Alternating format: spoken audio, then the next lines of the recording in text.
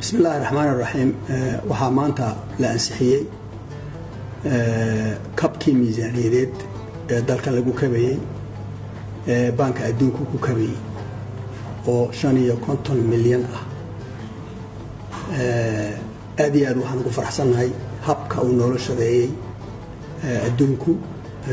gaar ahaanna bangiga adduunku nolol shaqeeyay iyo hay'adda lacagta adduunka IMF lacagtana markaa waxay kamid tahay waxyaalihii wanaagsanaa ka soo baxay teen cafintii iyo shaqadii aan soo galay dheereyd bay runtii ka turjumaysaa waxa weeyaan wax dalka oo dhan ka dhaxeeya 550 ama dawladda federaalka ahaato ama dawladaha xubnaha ka dalka dawladda federaalka ahaato intaasay tahay waxa ay ku xidhan tahay waxa weeyaan budgetkii hoos u dhiciisii xanuunkan inkaarta qaba oo keenay dakhliga hoos u dhacay caawimo ay kabaysa weeyaan kab ah marka runtii aad baan ugu faraxsanahay waa ka soo shaqeynay waa la soo shaqeynay waxaan isla garanay marka kabka loo baahay inta yahay imika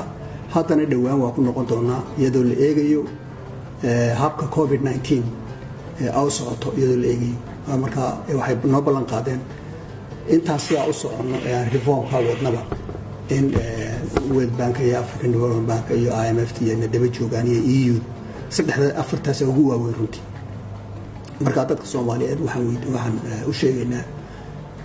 inaan arrimaha aad uga shaqeynayno aan doonayno in si fiican loo hana qaado waxaan ku tala jirnay waxa weeyaan intaan xanuunkan inoo imanin inaan isku filaasho gaadhin waan really inagu aan ku filaan karno kharashka dawladdan lagu rangareynayo inaan ugu filaan karno هاتنا تعسى مدحية كجرتا السلام عليكم ورحمة الله وبركاته.